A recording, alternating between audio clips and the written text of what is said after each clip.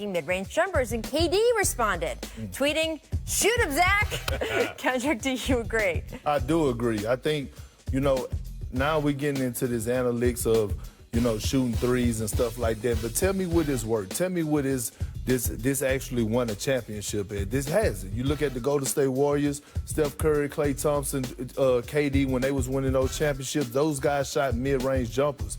Michael Jordan shot mid-range jumpers, Kobe Bryant, Paul Pierce. The list goes on. So tell me where you have been successful in winning championships. Yeah, you win regular season games, but I'm with KD on this. If the mid-range is there, take the mid-range jumper. You need bailout shots at the end of the shot clock when the defense is clamping on in the playoffs. So those shots you need in your repertoire to be able to advance. If there's a good three to take the three. 3 is more than 2. But guess what? If there isn't a good 3 to take, guess what? 2 is more than 0. Right, absolutely. Just the little math there for you. Welcome to The Jump. I am Rachel Nichols alongside NBA reporter, Lakers insider Dave McMenamin, as well as NBA champion and, of course, graduate of Cass University, Kendrick Perkins. Graduate also of Cass University in terms of a brand new contract with ESPN. Congratulations. We are so thrilled to have you even more officially on board with us this season. You're going to see a lot of Kendrick out there, and that is good for everyone. Coming up, in fact, Kendrick's Twitter feed has inspired a new game here on The Jump called Retweet or Delete. Stick around for Perk's fuego takes on the Warriors, the Cowboys, and conflict resolution. You know you don't want to miss that. First, though, so you can imagine that when the schedule makers set up the Lakers and Warriors preseason game at Staples Center last night, they dreamed of a rollicking evening where Steph Curry and Draymond Green battled LeBron and Anthony Davis. What they got instead was a surreal scene about 90 minutes before tip, when LeBron James and Steve Kerr each stepped into the hallway between the home and visitors' locker rooms to meet the media and individually answer questions about the political situation in a country half a world away. And yet, that's what the NBA has become over this past week. Most of basketball drowned out by a referendum on free speech, human rights, political opportunism, and the weight of financial profit. Up until last night, we hadn't heard LeBron's thoughts on any of this. But boy, did that change. He started generically enough, repeating what we've heard from others, that he didn't feel qualified to directly address the politics of what's going on in Hong Kong, that he only wanted to make statements on issues he feels passionately about. And then he was asked about Rockets GM Daryl Morey and the original tweet that had ignited this whole thing. Here is LeBron's answer. I don't want to get into a word or sentence feud with Daryl. Morey, but I believe he wasn't educated on the situation at hand, and he spoke, and so many people could have been harmed, not only financially but physically, emotionally, spiritually. So just be careful what we tweet and we say and what we do. Even though yes, we do have freedom of speech, but there can be a lot of negative that comes with that too. The comments sparked a backlash pretty much the moment LeBron made them. Here's a tweet from Florida Senator Rick Scott. Quote, "Clearly King James is the one who isn't educated on the situation at hand. It's sad to see him join the chorus kowtowing to communist China and putting profits over human rights for Hong Kong." We also got these tweets from the Celtics' Enes Kanter, who himself has been extremely outspoken on the politics of his native Turkey. And then in Hong Kong, a very harsh reaction. Here are some photos of protesters who are now carrying anti-LeBron signs and have even lit his jersey on fire. LeBron has tweeted himself to try to refine his position, saying, quote, "Let me clear up the confusion. I do not believe there was any consideration for the consequences and ramifications of the Morey tweet. I'm not discussing the substance. Others can talk about that." And then adding, quote, "My team and this league just went through a difficult week. I think people need to understand what a tweet or statement can do to others. And I believe nobody stopped and considered what would happen. Could have waited a week to send it." So there's a lot there, but there's also actually more. A few minutes after his public comments, LeBron took about 10 extra minutes to speak to the 4 American reporters who had traveled all the way to China last week, but never got any media time with anyone. Dave McMenamin and I were 2 of those people. We can both tell you that in the more private setting, you could more clearly feel how the frustrations of the entire week may have led to LeBron depositing some of that anger on Morey. LeBron also reiterated that his criticisms of Morey were not about Morey's stance on Hong Kong, but about Morey tweeting the way he did. Still, it was obvious that in the previous few minutes, he had rekindled the entire firestorm. And so as he was heading back to the locker room, I asked him where this whole China controversy ranked for him. After all, this is a player who's been through some things, good and bad, being drafted #1 overall, opening a school, watching fans burn his legacy in Cleveland, becoming a target of the President of the United States. He answered, quote, "When you grow up in the community I grew up in, you've got people that are smiling at you who want to see you gone the next day. So this blank, it's nothing." Certainly a dose of perspective. All the Twitter thumb warrior outrage that's coming LeBron's way today is indeed not comparable to some of the violence and real outrage that he saw growing up. But it's still outrage, and last night made clear it's not dying down anytime soon. Kendrick, what was your biggest takeaway from LeBron's comments last night? And then those are pretty graphic photos we saw from Hong Kong Right. today. Well, first of all, when LeBron interviewed, he didn't agree or disagree with Daryl Morey's tweet. He didn't say he was right or he was wrong. All he said was the timing of the tweet, and that basically, you know, he spoke up for not only just the players, the coaches, but Dave, Rachel, you guys were in China also. He spoke up for y'all safety. You know, no matter how you want to look at it, but if you ever been to China, once you step foot in their territory, they are in control. And you have two beautiful twins at home. You have a family. You want to get back home to your family. He spoke up for safety. He didn't say whether or not it was right or wrong, and people took it out of context and just went at Bron for not speaking up. But they do have to realize that Bron is the face of the NBA. He's the face of Nike basketball. And whether or not, if he speaks up on that, either way, he's going to get backlash. So he's just pretty much taking a back seat. And I think it's more on the NBA to speak up. It's more of Adam Silver's job to control this situation. This is not on LeBron. And on another note, when you look at things, NBA players go through media training as players, social media training, and they tell you different things on before you hit the send button to rethink this.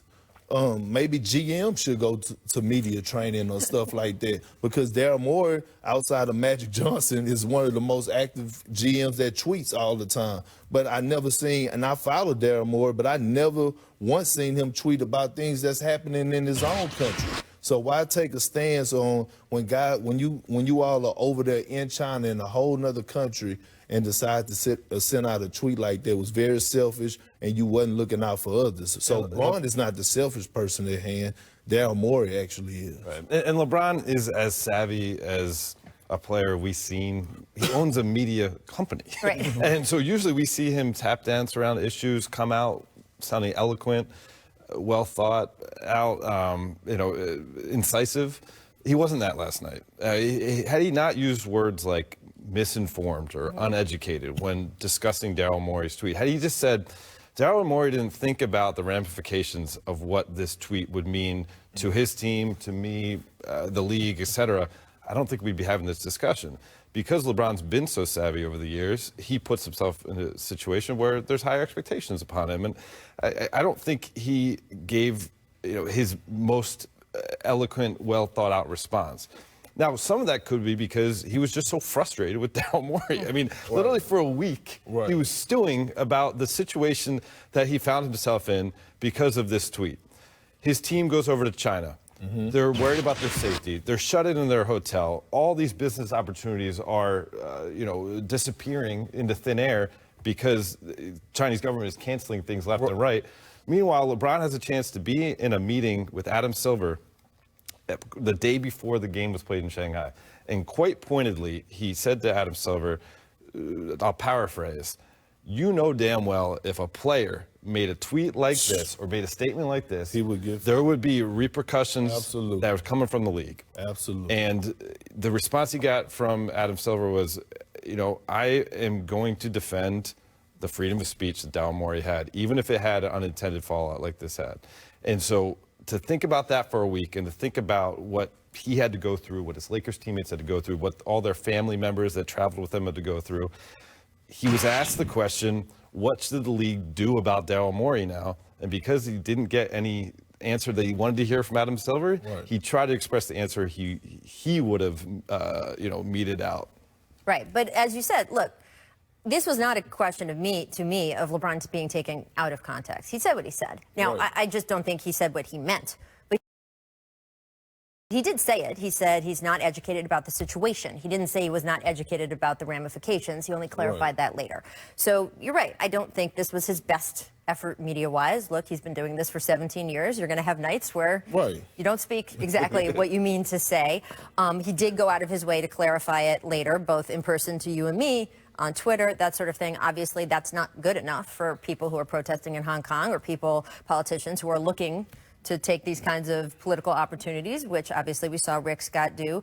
To me, there is a larger question, though, beyond this, right, of who is now responsible for what? And Kendrick, I actually thought you had a really interesting contribution to that last night on Twitter. We're going to get to Kendrick's tweets later. They're always so good.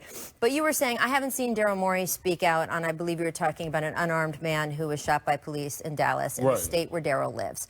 And it just sort of sparked a question for me of, if you make any comment, if you're an NBA player or GM or coach, and you make any comment on any kind of social issue, do we now expect as a society for you to have to comment on everything? Are we going to ask Daryl Morey to comment on what's going on in the border of his state in Texas, even though that might have political ramifications too? I'm not saying that we should. I'm not saying Daryl Morey should have to answer for that. I'm just curious if we've crossed a line with athletes where we now feel that athletes, coaches, GMs, have to comment on everything if they're going to speak about anything. Have we gotten to that point? I don't know. No, we haven't. And to be honest, Rachel, I was just making the example. And my thing was that my question to Daryl Morey is why? Like, I never heard you tweet so many things. You respond to people on Twitter. And at this point in time in China, why did you feel the need to speak up and say something when I never heard you speak up about all the things that's going on in America? It wasn't just that one situation that happened in Dallas. It's everything that's going on in the United States. I never once heard him speak up on anything. So why at this moment you decide to speak up in China when we over there in China, you guys are in China, the players are in China, and China is one of our biggest, they're one of our biggest supporters in the NBA thing. And it's not all about money, but at the end of the day, like I said, y'all were on their territory, and the safety was the key part. You needed to get back home to your families, and my thing was just why. I never seen you tweet about anything else, and you're right. You don't have to, in my opinion, you don't have to tweet every time something happens. But if you look at Greg Popovich, if you look at Steve Kerr, these guys tweet about everything that goes on in the United States. We'll talk about consistent. It. I don't know if Greg Popovich is tweeting, but not tweeting, but he's talking about it. But he's consistent with it. So how all of a sudden Daryl Morey, you decide to step in, it was just confusing to me, and it was just at the wrong time. And I'm with LeBron. If it was a player, they would have got penalized in some type of way. And I think just like players go to media training, social media training, also the GMs need to start doing it too. Slippery slope if we expect them to continue to speak on any issue. The problem that I see here is, where does this end? And is this going to be something? Apparently we will be talking about this story until the end of time. This could be something that's attached to LeBron's legacy forevermore. Yeah. Absolutely. I'm personally not sure if it was a player, they would have been punished, just because of the sensitivity around the situation and sort of the groundswell of support for freedom of speech that we've seen in this country. I think if it was a player, they would be getting the same support from the league as Daryl Morey has been getting. That being said, to your point, to LeBron's point, players certainly do get in trouble for things that they say on social media, and that line is always moving. And it is hard, I think, and frustrating for players sometimes to understand. I have a feeling we'll talk about this story again, but for right now, coming up, we're going to talk about Mark Cuban. He called his team the Gen Z Mavs to the ringer. Will Luka and KP be able to fill the shoes of the Gen X great Dirk Nowitzki? Also, Zach Norvell's ankle breaker on Jordan Poole got Professor Bodmer back in the lab searching for the most disrespectful preseason plays of all time.